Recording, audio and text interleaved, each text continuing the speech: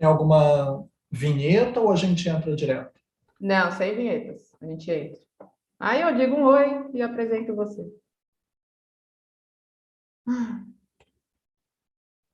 Agora acho que foi. Aí, agora sim.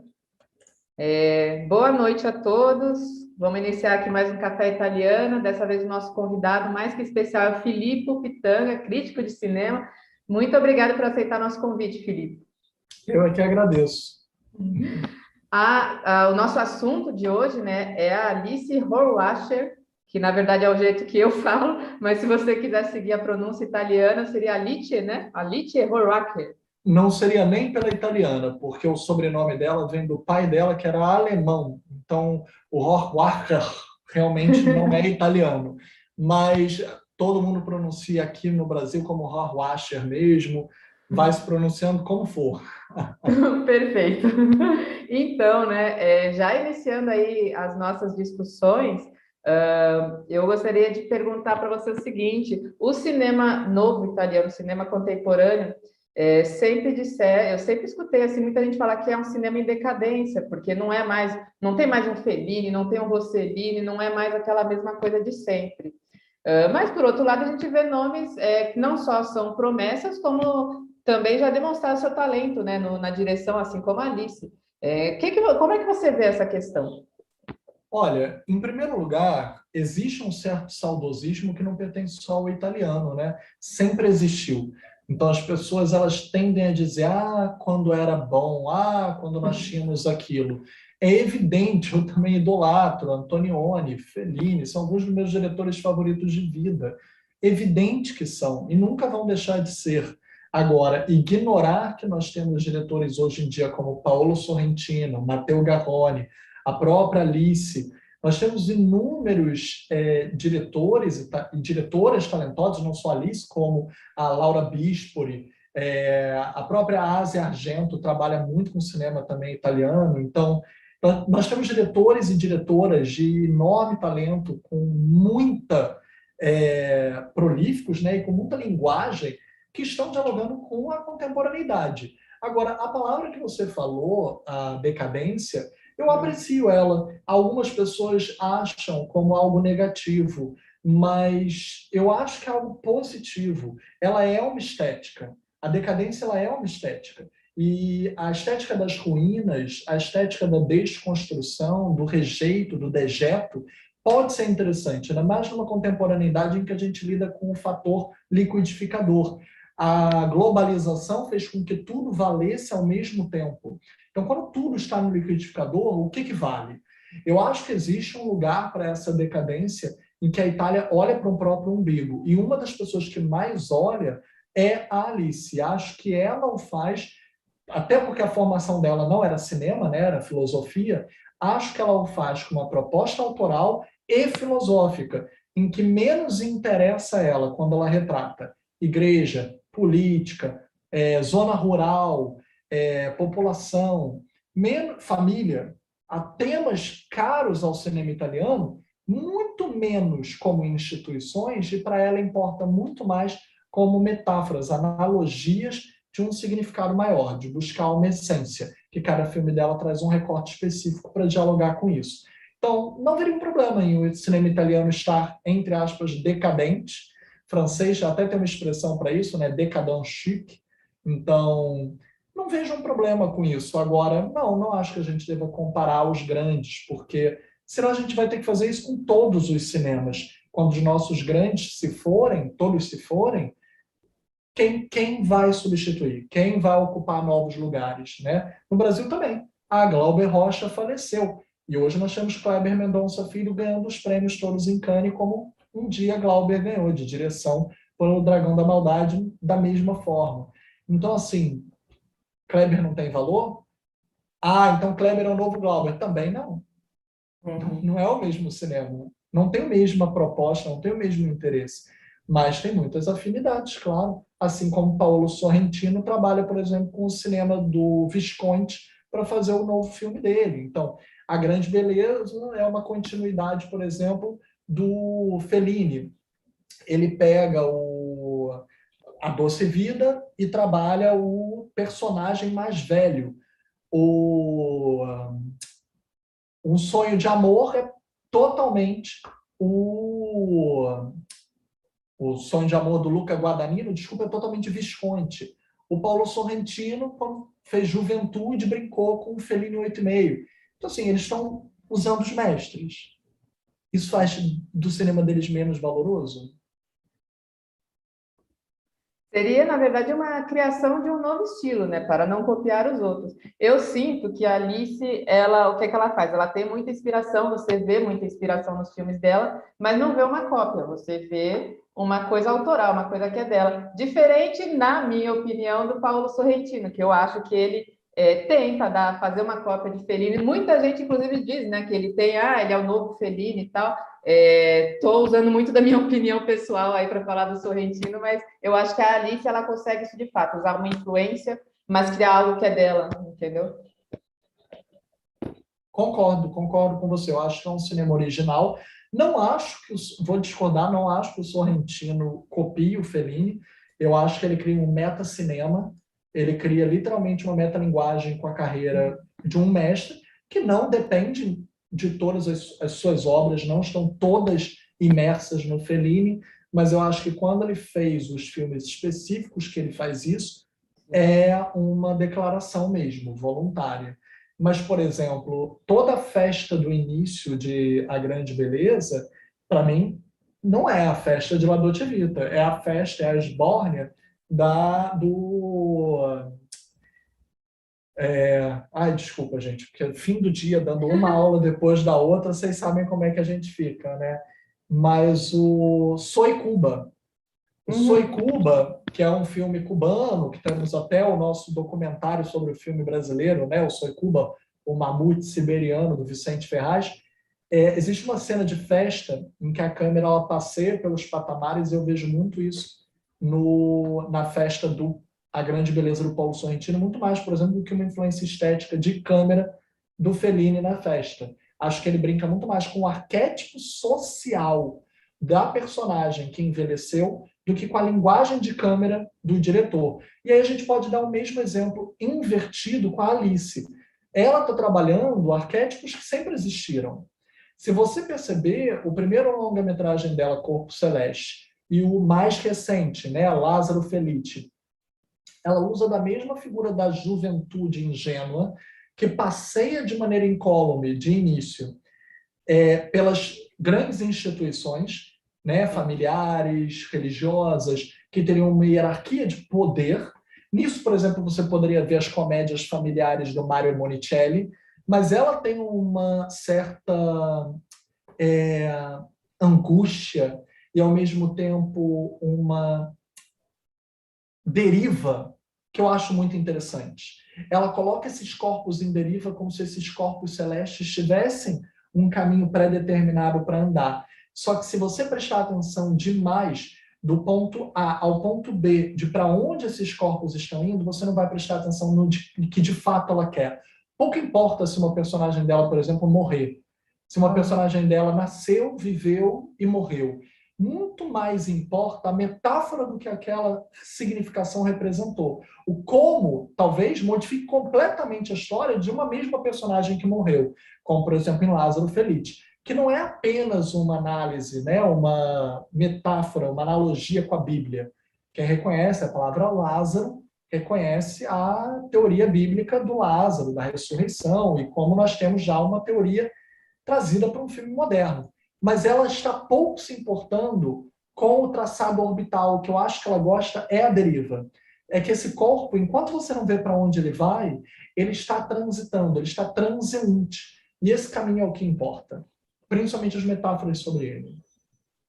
Entendi. Eu considero isso assim, ela tem muito o estilo do Hermano Olme, não só em relação a algumas metáforas de alguns filmes que ele faz, mas eu acho que ele tinha uma velocidade própria para os filmes dele. Ele também, bom, o Árvore dos Tamancos é uma direção minuciosa ali que ele fez, e Lázaro Felice parece muito com isso, mas não é por isso assim exatamente que eu estou falando, mas essa velocidade que ela coloca, assim, que é coisa dela nos filmes, é isso que ele fazia também. Então, ele tem aquele filme que eu nem sei como é, acho que é A Noiva ou Os Noivos, que é traduzido aqui no Brasil. De repente, assim, tá lento o filme e tal, mas chega no final, assim, é aquela coisa, assim, jorra amor daquele filme, assim, eu amo aquele filme, é muito bonito, assim. Então, É eu vejo algo... muito... Hã?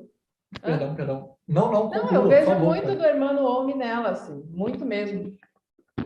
Não discordo do que você diga e acrescento, por exemplo, em As Maravilhas, eu sinto uma analogia mais próxima até do que você disse, pelo fato de que, por exemplo, o quanto nós temos ali uma metáfora familiar até próxima dela mesma, né?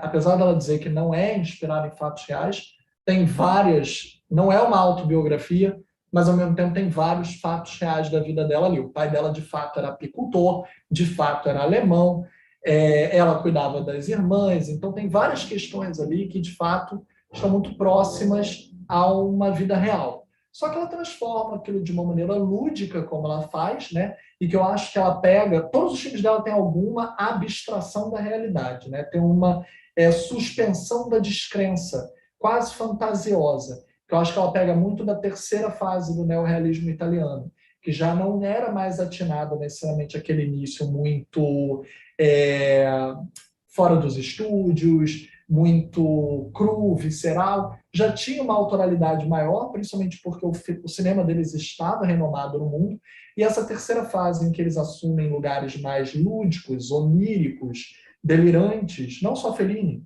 Pasolini, o próprio Antonioni, um dos meus cineastas favoritos de vida, quando passa de fato a abandonar as narrativas tradicionais, né, como Zabriskie Point, eu vejo a Alice pegar esse lúdico, e aqui eu não digo como se ela estivesse copiando esses mestres, de forma nenhuma, coisa que a gente estava falando agora, como uma referência de abstração da narrativa tradicional e fazendo com que essa fantasia que ela abrace se transforma em uma outra metáfora de dinâmica. Então, por exemplo, quando você falou do seu próprio tempo rítmico, As Maravilhas ele é um filme que ele parece a típica estrutura familiar girando em torno do olhar da inocência da criança, né, das jovens.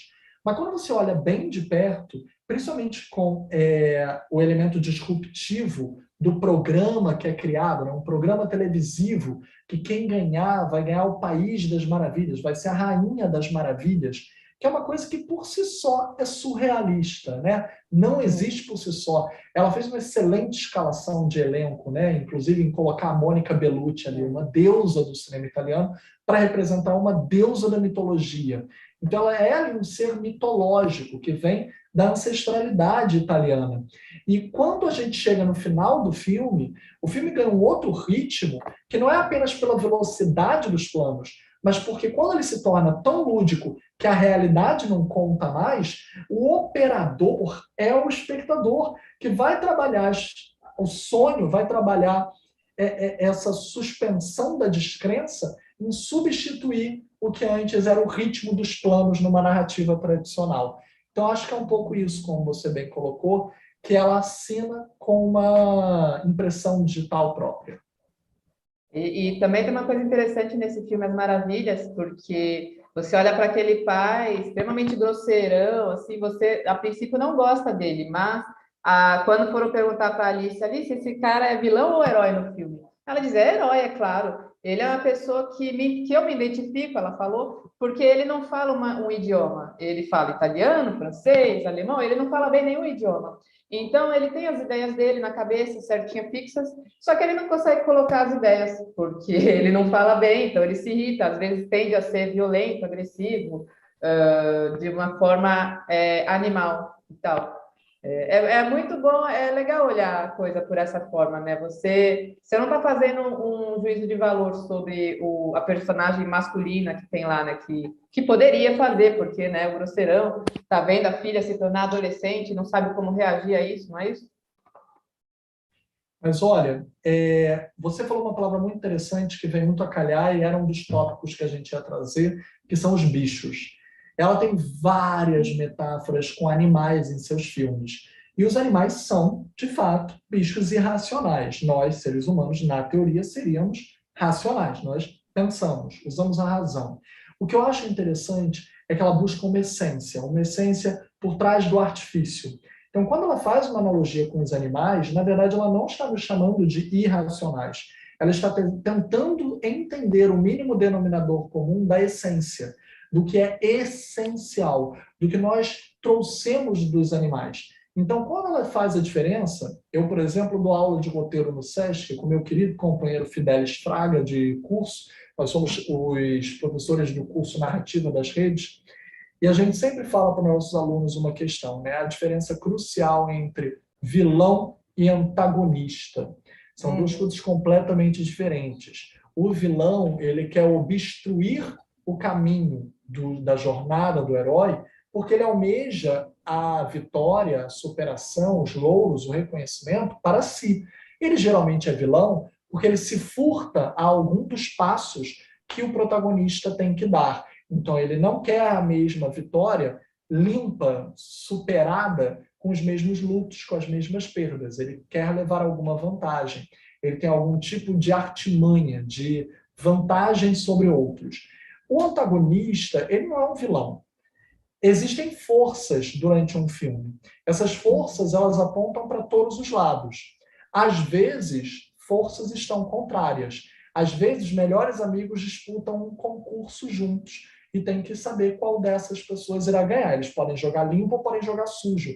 Mas isso não quer dizer que quem jogue para ganhar de um amigo seja o vilão do filme, apenas um antagonista. Eu não acho, realmente não acho, que a Alice trabalhe com vilões em nenhum dos filmes dela. Apesar de, às vezes, as instituições serem bastante vilanescas, né? A igreja, de certa forma, não como fé, porque eu não acho que a fé é o problema, e sim a organização social, ritualística, de como as pessoas organizam as suas crenças para si. Então, de certa forma, a religião é colocada de uma maneira um pouco vilanesca no Corpos Celestes. O dinheiro é colocado de maneira vilanesca no Lázaro Felice. Então, a gente vê que em alguns lugares a instituição até seria um vilão. Mas eu não acho que ela trabalha com vilões propriamente ditos. A própria personagem da irmã dela, no filme Lázaro Felice, a Alba, ela é uma personagem bastante repreensível. Ela é uma personagem golpista, ela é uma personagem interesseira, ela é uma personagem oportunista, mas ao mesmo tempo ela é extremamente humanizada. Ela também sofre, ela também tem desejos, ela também tem frustrações. E a própria Alice fala que aquele personagem ela escolheu especificamente para a irmã, ela deu com carinho para a irmã. E aqui estamos bem distante de As Maravilhas, em que a Alba interpreta, na teoria, a mãe dela, né? Se considerarmos uma analogia biográfica. Não, em Lázaro Felice talvez tenha sido o papel mais autoral que ela deu para a irmã. Uma pessoa que seria extremamente repreensível, mas que em nenhum momento é uma vilã. Ela é uma antagonista. Em inúmeros momentos, os interesses dela estão opostos aos interesses do Lázaro. Mas ainda assim o Lázaro perdoa. Ainda assim o Lázaro acredita. Ainda assim o Lázaro volta. Então ela não é uma vilã. Ela é uma superação. Se não existirem forças contrárias, não existe roteiro, porque roteiro é tensionamento. E para resolver o conflito, nós precisamos ter pequenas metas dentro do filme que vão completando esses pequenos passos da jornada. E ela não é antagonista em todos os passos. Nem isso ela é. Então eu vejo muito como uma coisa fluida nos trabalhos dela. Bom, deixa eu ver aqui quem é que andou fazendo pergunta. O Roberto falou assim, dentro dessa ideia do diálogo que a gente falou lá atrás, com certo cinema italiano, diálogo com certo cinema italiano, é genial o recente curta dela, Omília Camponesa, esse eu não vi. É impressionante o quanto eu acho que a Alice está ligada com todas as questões práticas mesmo, em relação à atualidade, ao que nós estamos vivendo, a nossa... todas as coisas que nós temos de vida. Mas eu sei do projeto, mas eu também ainda não vi. Eu estou ansioso para ver o curto. Aí, a Beatriz perguntou, vamos assistir o filme hoje? Não, Beatriz, hoje a gente só faz a live mesmo. Mas olha, Tá na Netflix. Lázaro Felice está na Netflix. Aí eu sei que acho que As Maravilhas dá para comprar pelo YouTube, mas também acho que tem no Look. No Look acho que tem. É que eu não dei uma olhada antes, devia ter pesquisado. Mas esse aí é bastante. Oi. Esse aí é bastante acessível, Alice. Vou pegar aqui para ela, olha. As Maravilhas está... As Maravilhas está no Look, na plataforma Petra Belas Artes à la carte, na Filme Filme, tem para alugar na Apple TV e no Google Play. As Maravilhas está em tudo que é lugar. Filmaço. Só o Corpo Celeste que está mais difícil. Oi? Corpo Celeste. Corpo Celeste que está mais difícil. Eu acho que ele entrou ou vai entrar. Não tenho certeza se está na MUBI. Mas daqui a pouco eu dou uma verificada. Eu tinha essa impressão de que está na MUBI também, Corpo Celeste. A Alice é engraçado isso, né? Ela fez 3 obras-primas praticamente, grandes filmes, mas ela é uma das poucas diretoras, né, que foram premiadas no Festival de Cannes. Isso aí, acho que ela chegou a comentar mesmo, assim, são cerca de 80 diretoras, desde a criação do festival, que entraram, né? Olha, ela é uma das crias de Cannes, né? Existem diretoras que Cannes ajudou a formar um comércio, não digo um comércio, mas um mercado. Existem diretoras que eu acho que Cannes tem muito carinho mesmo em relação a ter descoberto, desde o primeiro filme. A Alice, a outra das minhas diretoras favoritas de vida, que é a Samira Mac-Malbaf, iraniana, filha do Mohsen Mac-Malbaf. Existem algumas diretoras que desde o princípio estavam ali, sabe? E Cannes sempre esteve com elas, então os filmes sempre estiveram lá. Naomi Kawase, Claire Denis, então são diretoras que lançam filmes geralmente já em Cannes. Assim como alguns homens também, né? Xavier Dolan, etc. Então, quando o festival alimenta assim, essa carreira, às vezes até os próprios cineastas botam em outros festivais para variar um pouco, porque não é questão de premiação, mas é uma questão também de curadoria, de circulação. Os filmes da Alice, até hoje, todos estrearam em Cannes, né? E todos praticamente saíram com algum prêmio, né? O Corpo Celeste é o único que não saiu com um dos prêmios principais, mas ele ganhou prêmios fora disso, mas ele estreou no Directors Fortnight, em Cannes, e tanto as Maravilhas quanto Lázaro Felice saem com prêmios específicos. Eu teria dado a palma para Lázaro Felice. Eu acho que é um filme magnânimo, gigante, gigantesco mesmo. Mas eu super entendo eles terem dado o melhor roteiro. Entendi. E falando um pouco mais especificamente aí dos filmes, Corpo Celeste, você falou, né, da instituição, eu acho que é muito interessante, porque o Brasil se parece muito com a Itália, assim, religiosamente falando, mas certos personagens ali, a mulher que dá aula para a menininha, né, para fazer a catequese, eu não sei, gente, eu não nasci em família religiosa, não. Mas, assim, ela dá aquela ela dá aquela aula, ela é muito parecida, assim, com muita gente que a gente conhece de igreja, assim, que tá lá se dedicando, entendeu? De uma forma até que é estranho, né? É apenas a isso, assim. Eu não quero estabelecer um julgamento realmente à religião, acho que não é a questão disso, assim. Mas é porque é uma mulher que depois dá um tapa na menina, assim, age de forma agressiva. Também no meio do filme tem aquela cena dos gatos lá, que, pelo amor de Deus, aquilo, achei bastante agressivo, né? Mas é um filme, esse é o meu, eu não sei, esse me parece assim que é o meu favorito da Alice mesmo.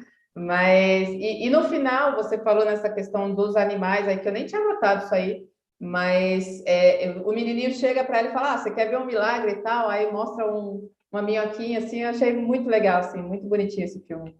Porque se você perceber, o que está em jogo ali não é a fé. Quando a professora, né, para a crisma dela, está treinando e fazendo todas aquelas coisas, ela está falando sobre ordem. Né? Existe até a palavra ordenação. Eu acho bem curioso como é que algumas palavras, a origem etimológica delas entrega muitas questões. Né? Nós estamos falando sobre dogmas. Né? A religião é dogmática. Você ou aceita ou não as regras. Se você não aceita, você tem uma crise de fé. Agora, outros diriam que o melhor lado da religião é, sim, nos estimular a questionar, duvidar. Você não vê em nenhum lugar, nem na mãe, nem na tia, nem na professora, um espaço, um lugar para ela questionar. Ela só é obrigada a obedecer. Ela é obrigada, tanto que ela é uma personagem quase muda. Ela quase não fala no filme. Se você perceber, ela é uma personagem bastante silenciosa. Por que ela quase não fala? Por que ela não responde? Por que ela não reage? Por que ela não grita, não dá um berro? Ela é uma personagem que ela está ali de maneira à deriva, como nós começamos. Porque é um lugar interessante de se estar para a dramaturgia, claro, não na vida real. Para a vida real, por favor, anos de terapia. Mas para a dramaturgia, ela morou a vida dela inteira na Suíça, o que também é um pouco do deslocamento da própria cultura da família da Alice, já que o pai era alemão, ela tinha uma influência cultural vasta que vinha de fora da Itália, apesar dela própria ter nascido na Itália, ela nasceu em Toscana, ainda assim ela tem muitas influências que vêm de fora. E a própria Alice não teve uma educação religiosa. É curioso, né? Porque os 3 filmes dela falam, em algum momento, de algum tipo de religião, mas ela não teve nenhuma educação religiosa. Ela não tinha nenhuma pretensão. Às vezes, inclusive, isso é pior, porque você está nascendo em uma família sem religião, num país extremamente religioso. Isso, às vezes, é mais opressivo do que você viver dentro da religião. É essa a questão. Não tem como fugir de um assunto que é esteticamente incontornável naquela região. Num território em que aquilo define a identidade, ela se sente deslocada. A maior parte das personagens dela estão deslocadas. É muito interessante esse deslocamento dessas personagens que estão à deriva. E se elas estão à deriva, o corpo, o corpus, claro, ok, aqui o trocadilho é direto, o corpo celeste, mas esses corpos que estão à deriva fora da órbita, mas ao mesmo tempo tangente à órbita de várias estações, podem verificar mais lições, digamos assim, para a sua vida, mais moral da história, do que se ficassem presas apenas a um efeito gravitacional de um corpo, de um lugar, de uma estação. O que eu acho interessante na protagonista de Corpo Celeste é que ela já é deslocada, você não sabe nada do pai dela, você não sabe absolutamente nada dos homens da vida dela, né? Ela é cercada por mulheres. Essas mulheres todas se sustentam, cada uma delas, em cima de algum tipo de crença, em cima de algum tipo de instituição ali representada. Até a própria Itália está vazia. Que Itália aquela Itália representa? Ela está vazia, as ruas estão vazias. Duas coisas são muito metafóricas ali. O estado de construção constante, da mesma forma que a menina está se construindo, porque é um coming of age, não deixa de ser um. Não querendo aqui encaixar em arquétipos de roteiro tradicionais, porque ela foge da linguagem tradicional clássica.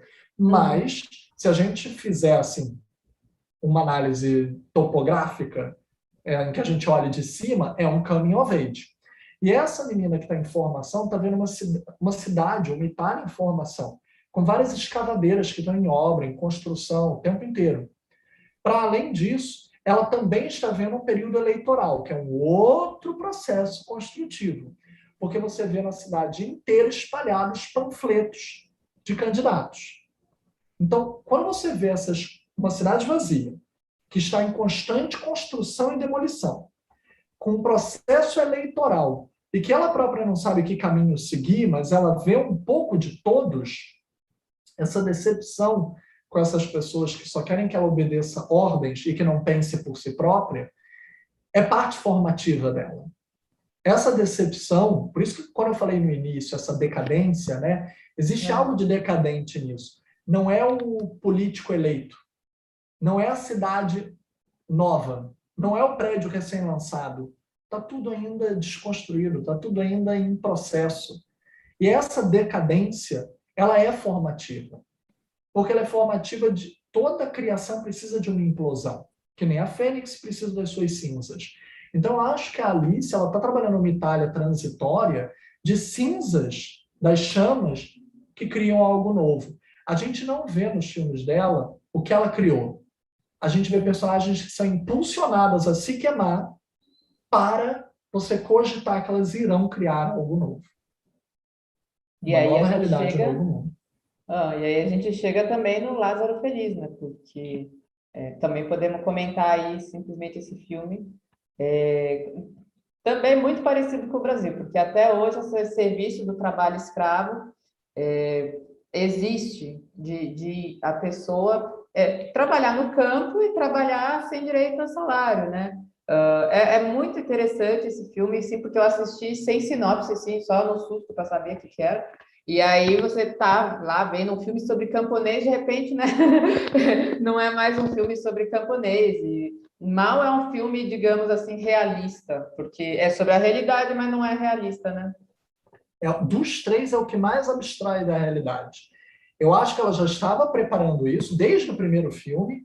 No segundo, eu acho que ainda mais, porque o programa que a Mônica Bellucci representa é o que mais abstrai a realidade ali. Então, eu acho que ele realmente se transforma em algo fantasioso, mas que também lembra um pouco essa mitologia do lugar, né? Porque é muito interessante um país cuja gênese vem de uma mitologia outra, politeísta, né? O Império Romano adota a religião politeísta grega. E depois, apenas com Constantino, ele se torna um império cristão. Então é curioso pensar que há uma conversão, há uma subversão religiosa na gênese de um país, de uma nação, e claro, em termos de nação, como nação-estado, a gente demoraria séculos ainda para ver. O Império Romano iria ser destruído, iria se ter a Idade Média, até na Renascença, e aí nós chegamos na Era Moderna, e a Itália e a Alemanha são os últimos dois países a se unificarem. Então, eles são os que mais demoram a se tornar estados, né, país-estado, no sentido moderno da concepção. Mas é curioso falar sobre um país que é tão embebido numa religião específica, institucional, numa crença, mas cuja mitologia está em tudo que eles fazem. A mitologia arcaica, ancestral, está nas artes, está nas construções arquitetônicas, está nos pontos turísticos, está de tal forma inserida na sociedade que o Vaticano é só um mito. Não é só o mito, mesmo que eles sejam tão religiosos, mesmo que seja tão forte para eles. Então, quando a gente fala do Lázaro, e um Lázaro bíblico, ao mesmo tempo a gente vê várias hipocrisias ao redor. Porque eu vejo muito mais a metáfora da Alice concentrada no título Felite, do que no título Lázaro. Lázaro está ali por causa da ressurreição bíblica, mas a palavra feliz é que está sendo testada de fato.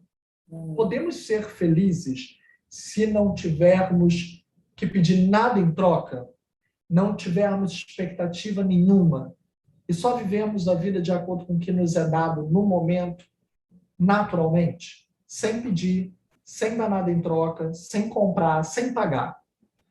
Existiria uma pureza tal que nós pudéssemos viver o acontecimento livre, desimpedido e autônomo? A gente percebe desde o princípio que esse personagem ele é uma alegoria. Assim como a mitologia grega trabalhava, assim como a Bíblia também trabalha com as parábolas, nós estamos trabalhando com uma alegoria. Ele não existe de verdade. E não quer dizer que não possam existir personagens ingênuos, puras como ele. Existe um filme com a Sally Hawkins, que eu inclusive indico, harmonizar com Lázaro Felice, não é a mesma história, não tem a mesma conotação, mas chamado Simplesmente Feliz. Ela é uma personagem que ela não consegue dizer não, ela não consegue impedir ou responder negativamente a qualquer pergunta ou pedido. Ela só consegue dizer sim, ela só consegue aceitar tudo, ela não consegue criar obstáculos para quaisquer coisa que lhe sejam pedidas. É interessante uma personagem que não tenha freios e que queira agradar todo mundo, porque o título é Simplesmente Feliz, mas seria ela de fato feliz? Seria ela de fato feliz quando ela, para agradar terceiros, ela é obrigada a fazê-lo em detrimento do seu próprio estado natural ou da sua própria saúde? Aquilo que a pessoa quer que você dê necessariamente é aquilo que a pessoa precisa? O Lázaro, ele tem um dilema um pouco com sintonias em relação a isso. Ele é um personagem que ele também está à deriva. Ele vai se deixando levar, seja pelas ordens, seja pela perdição, seja quando ele se afasta, seja quando ele se perde. Mas ele é um personagem que, ao mesmo tempo, nunca perde a pureza dele. Até mesmo a forma da Alice filmar é muito reveladora disso. Ela filma o Lázaro sempre em quadros, em planos, em que ele está envolto por uma força muito grande da natureza, dos animais, das plantas, da luz natural. A luz natural é muito forte no Lázaro, que é até curioso, é uma ambivalência muito poderosa de tela, que a tez dele seja tão alva, mas tão alva, daquele tipo alvo, que você pensa que o sol constante, inclusive o sol em que ele está exposto, daria, sei lá, câncer de pele a ele, porque ele não tem melanina nenhuma para se proteger. Mas, ao mesmo tempo, os quadros dele são extremamente luminosos, são como se ele próprio refletisse essa luz, porque a pureza dele não impede, não absorve a luminosidade. Muito pelo contrário, reflete. Ele próprio brilha, ele reluz. Mas isso é um problema também, porque no momento em que ele não tem nenhuma proteção, como eu disse, o que garante que ele possa continuar dando o próximo passo? Até onde vai a experiência de vida dele? Até onde essa pureza vai levá-lo? É um experimento científico que a Alice faz, ao colocar essa personagem num tabuleiro extremamente perigoso, que se chama vida. Ao ter que interagir com família, transeuntes, estranhos, desconhecidos, pessoas a favor, pessoas contrárias, ele está sendo testado. Mas não é um teste para a personagem dele sair triunfante ou não. Não é essa jornada do herói que interessa para ela. É um teste para nós, espectadores. Vemos até onde vai o limite da ingenuidade. Até onde vai o limite da inocência. Você pode até matar a inocência, mas será que a inocência vai poder ressuscitar sempre para dar outra face? Num filme que é 100% metafórico, você não pode encarar a morte como concreta. Tudo que é metafórico leva a metáforas novas. Então, o que significa a morte do Lázaro para o presente, né? Algumas pessoas se refletem, se questionam muito. O que aconteceria se Jesus Cristo viesse hoje para a Terra? Né? Não estou querendo aqui ser herege, mas vamos lá, perdoando a crença de cada um. Se Jesus voltasse hoje, as pessoas seriam tão tolerantes? Acho que não. É possível que haveria linchamento virtual e ou até mesmo físico. Jesus provavelmente não sairia incólume de novo. Não. Seria o linchamento em nome de Jesus.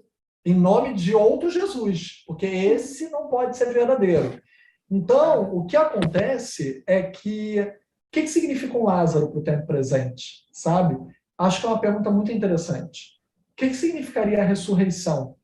Alguém que tivesse essa analogia contemporaneizada, né? Acho muito interessante mesmo ela trazer isso.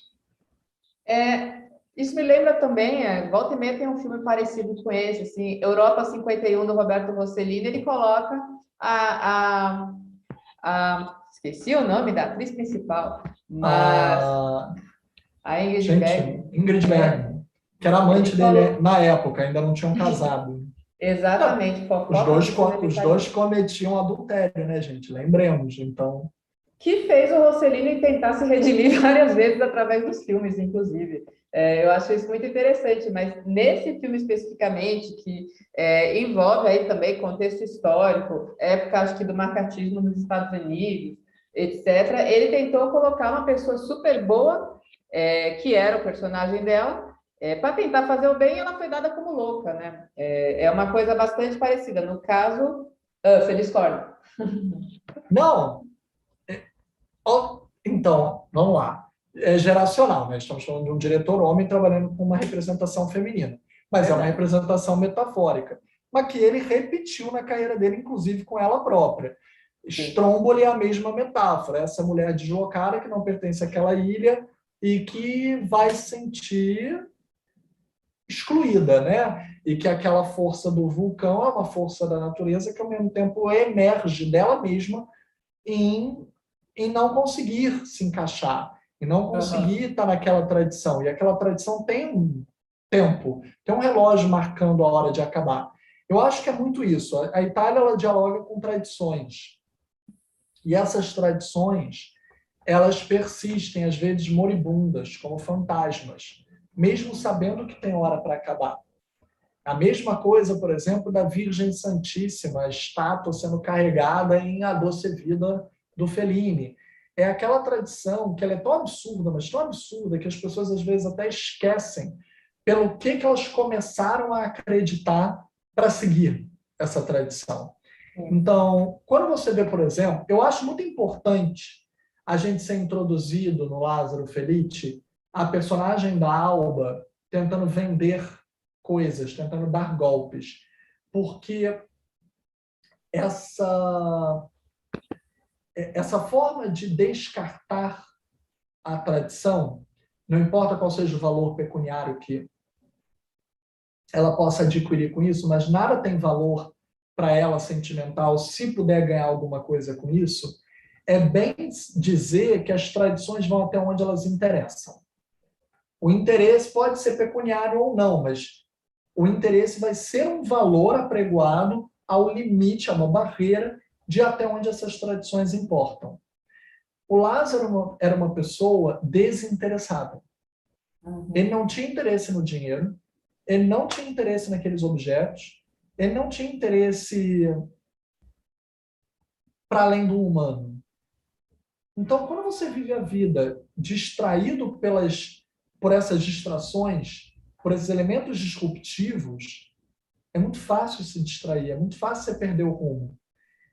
Ele não. Ele era uma pessoa que, porque nada podia ficar ali e tentá-lo desse jeito, os interesses dele são muito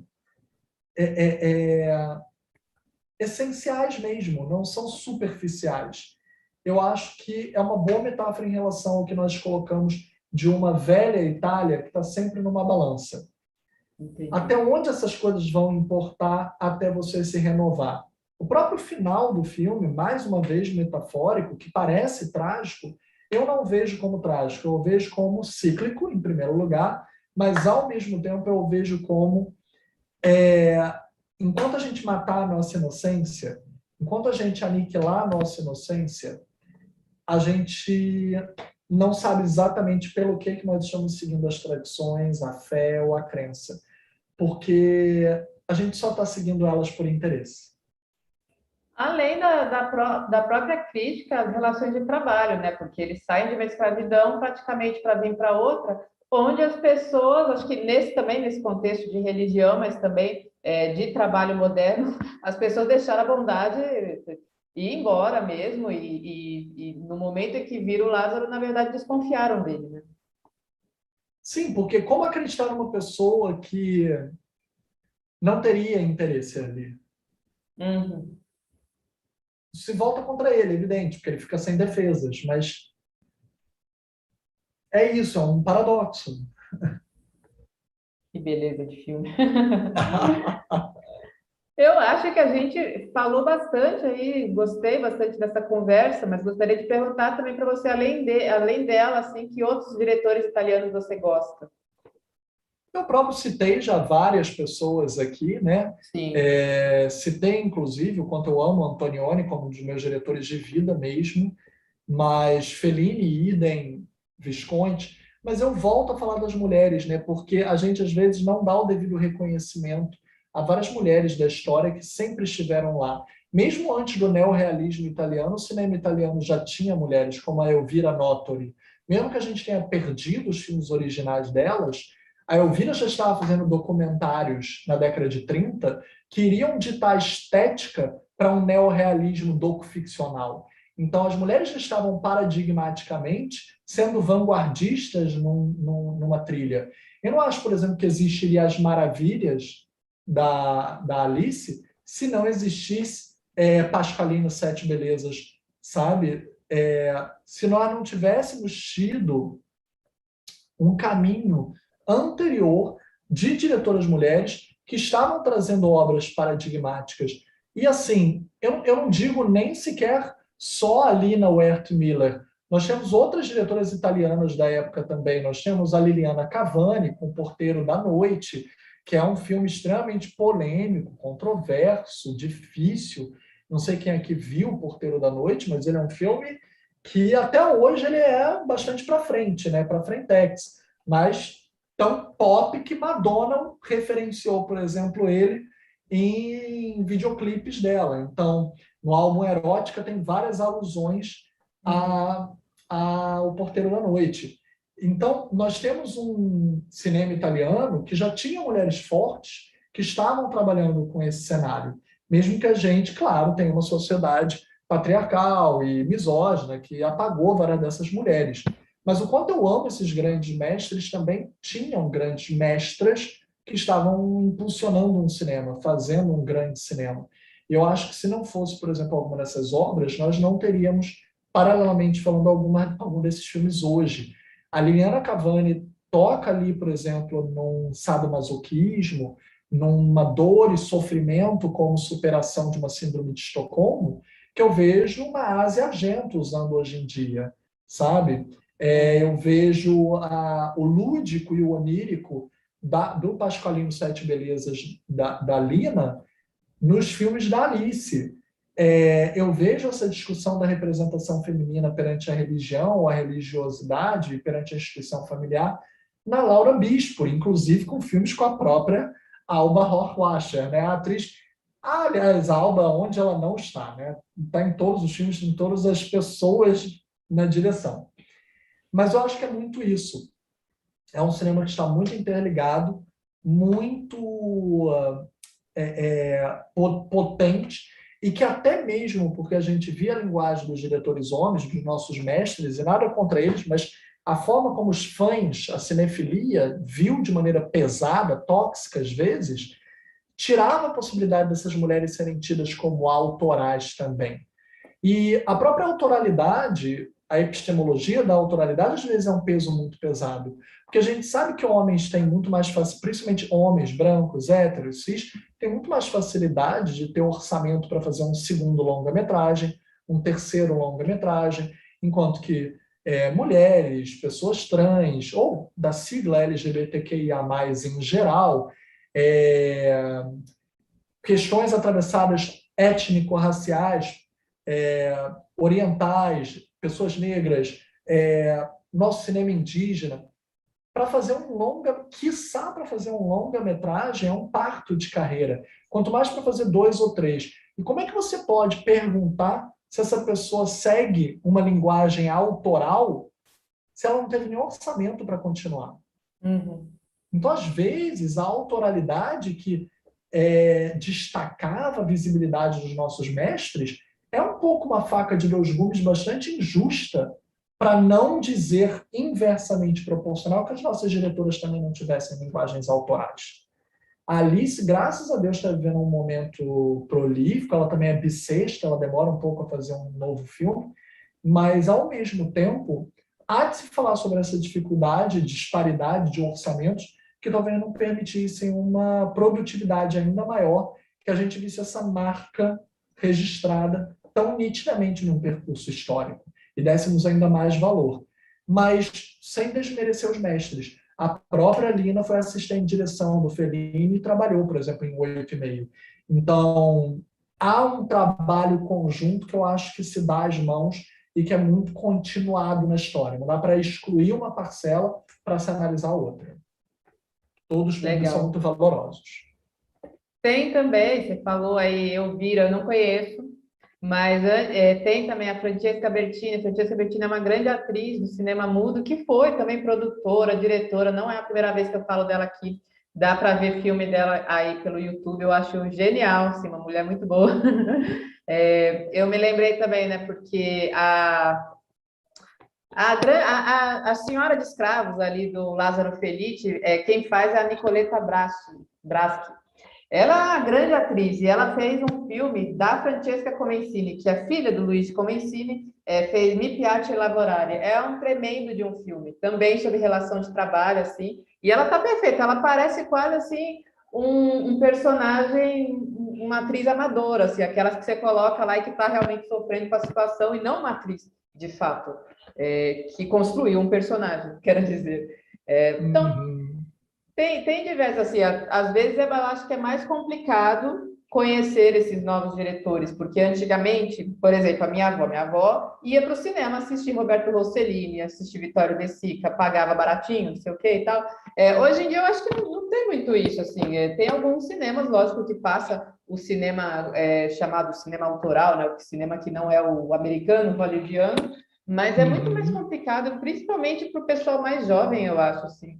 É, Sim. chegar a ter acesso, né, a esse tipo de cinema. Acontece, a cinefilia, ela também é um lugar de muito elitismo às vezes.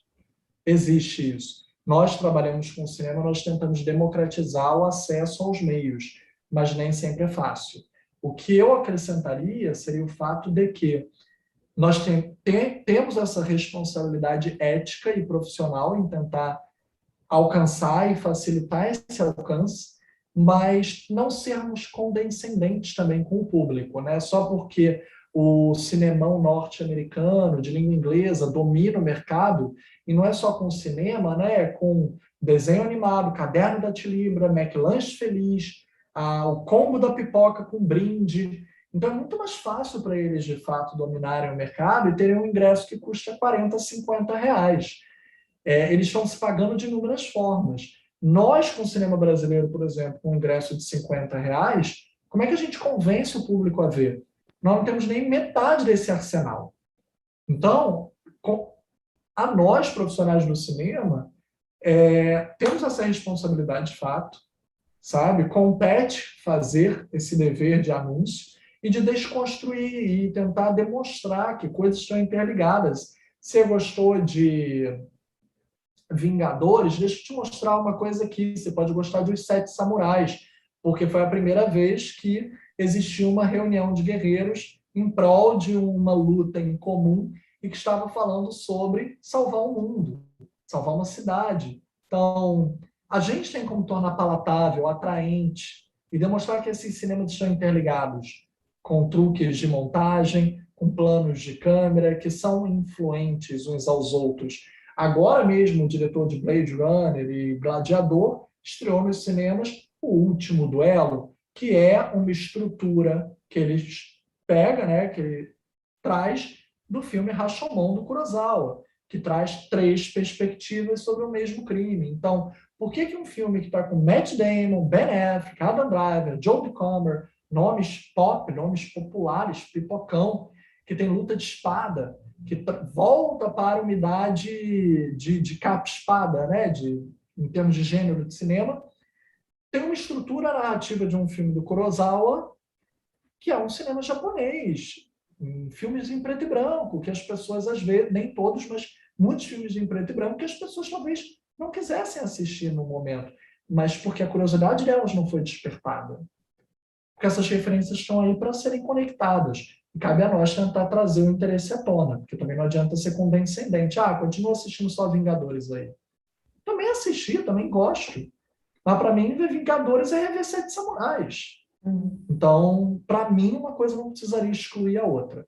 Apesar de que, sim, temos uma distribuição muito injusta nos cinemas e eu acho que deveríamos ter cota de tela, sim. Ó, Diogo falou, a começar pelas palavras nas críticas, não precisam ser tão rebuscadas em que alguns momentos não acrescentem nada, a meu ver. É verdade, mas ele também perguntou, Francesca o quê? Por favor. Então, eu falei Francesca Bertini, né? E Francesca Comencini. As duas têm filme no YouTube. A Francesca Comencini, o filme que tem no YouTube dela é Mi Piace Lavorare, tem com legenda em espanhol, e tem a Francesca Bertini, que é do cinema mudo. Daqui a pouco a gente pega link e bota no chat do YouTube. Que vai ficar gravado, não vai? A gente vai bota aí, gravado. todo mundo que assistir depois a live pós-gravada, a gente... Boto. Isso, boa ideia, obrigada. Você quer comentar o que ele falou aqui? A começar pelas palavras nas críticas, não precisam ser tão rebuscadas. Eu também acredito que a gente não deve ser condescendente com o leitor, mas eu acredito sim que algumas críticas são tão herméticas, mas tão herméticas, que elas só funcionam dentro de uma bolha. Tipo, pregar para convertido. Acho sim. Eu, quando utilizo alguma palavra, expressão ou técnica que fala sobre algo a mais do cinema, eu tendo a explicar. Não querendo ser pragmático, nem também condescendente, mas eu tendo a explicar. Simplesmente porque a pessoa que está lendo não tem que ter a obrigação de saber o que, que aquela linguagem de cinema quer dizer. É. Bom, é isso. Assim, estou adorando o nosso papo aqui, mas acho que a gente pode interromper por aqui. Você tem alguma coisa a dizer antes da gente terminar, Filipe?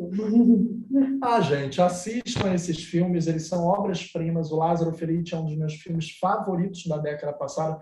Concordo, sim, com Luísa, que o Corpo Celeste é lindo, maravilhoso, mas Lázaro Felice, para mim, eu acho que é meu favorito, assim, por inúmeras razões. Me toca muito, sabe? E a própria metáfora dos animais e aquele final me toca muito. É uma coisa assim muito próxima do meu coração e mexe comigo. Essa forma de botar a sociedade em xeque através de uma personagem. Então, diz muito pra gente, eu acho. Até é um bom recado. E tá na Netflix, assistam. E assistam mais filmes dirigidos por mulheres, gente. Aham, sim. E, né, no caso, esse é como eu gosto mais de cinema italiano antigo, mas no caso eu considero que a Alice é uma das grandes diretoras que todo mundo devia conhecer. Aí é acessível, é bonito pra caramba, assim. Tentem não ver com a lógica do cinema antigo, né? Ai, Deus. É, Verdade. mas muito obrigada, Filipe. Você pode voltar sempre aí. Fiquei muito feliz com a nossa conversa hoje. Agradeço também quem estava assistindo, quem comentou. Agradeço. Eu vou colocar aí no chat o que a gente combinou. E é isso, então. Obrigado, Valeu, Filipe. Luísa. Valeu, gente. Obrigado a todo Tchau, mundo. tchau.